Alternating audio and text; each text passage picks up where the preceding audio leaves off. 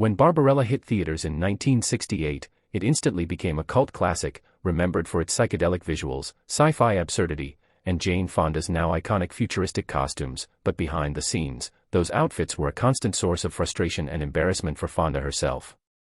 At the time, Jane Fonda was still early in her career and struggling to be taken seriously as an actress, and Barbarella was supposed to be a bold step forward.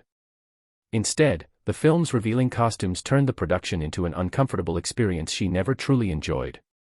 Many of the outfits were made from fragile materials like thin plastics, chains, and metallic fabrics that looked striking on camera but were impractical in real life.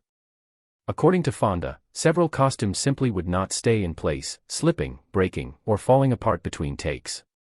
Some scenes had to be stopped repeatedly so wardrobe assistants could rush in and fix straps, fastenings, or entire sections of clothing that had failed under hot lights and long shooting days.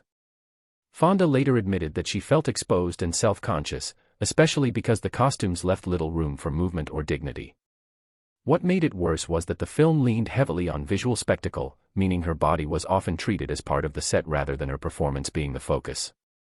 At the time, she felt pressured to go along with it, fearing that speaking up might damage her career in an industry dominated by male decision-makers. Years later, Fonda openly criticized the experience, saying she felt objectified and deeply uncomfortable throughout filming, even though the movie eventually became famous.